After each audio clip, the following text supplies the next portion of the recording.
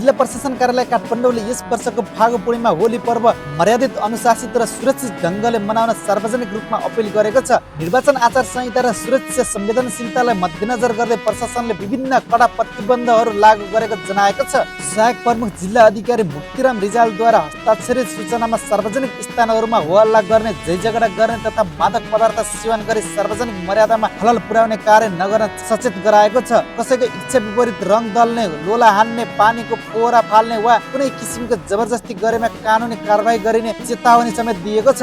यस वर्षको होली निर्वाचनको समयसँगै परेकोले निर्वाचन आचार संहिता पूर्ण रूपमा पालना गर्न प्रशासनले जोड दिएको छ। होलीका अवसरमा कुनै पनि राजनीतिक दल वा उम्मेदवारीको निर्वाचन चिन्ह, तस्बिर अङ्कित टी-सर्ट, टोपी, गम्छा, ब्याज लगायत मास्क वा लकेट प्रयोग गर्न प्रतिबन्ध लगाइएको सूचनामा उल्लेख गरिएको छ। प्रशासनले सर्वसाधारणहरूलाई आफ्नो घरको कम्पाउन्डभित्र परिवार र आफन्तजनसँग मात्र होली मनाउन आग्रह गरेको छ। खुल्ला सडक तथा सार्वजनिक स्थानहरूमा भेला भई भिडभाड गर्न, मेला महोत्सव आयोजना गर्न, मञ्च निर्माण गरी सङ्गीत कार्यक्रम संरचना गर्न रोक लगाइएको समेत जनाएको छ।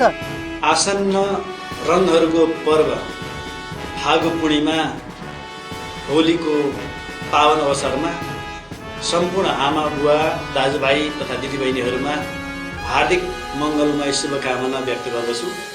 आत्मीय एवं हार्दिकताका साथ मनाइने होली पर्वमा यहाँहरू सबैको जीवन अत्यन्त उल्लासपूर्ण रूपले बितोस् भन्ने पनि म कामना गर्दछु।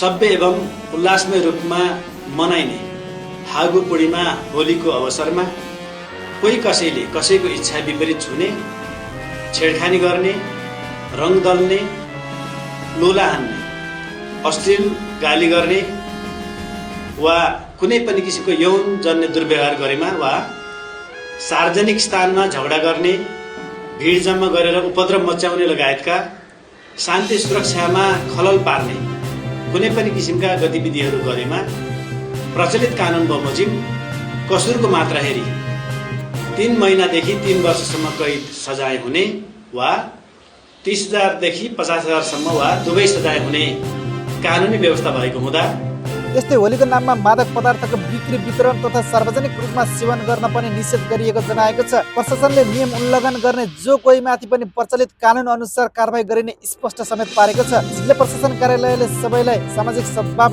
आपसी सम्मान र कानुनी व्यवस्थाको पालना गर्दै सुरक्षित रूपमा होली पर्व मनाउन अनुरोध समेत गरेको जनाएको छ।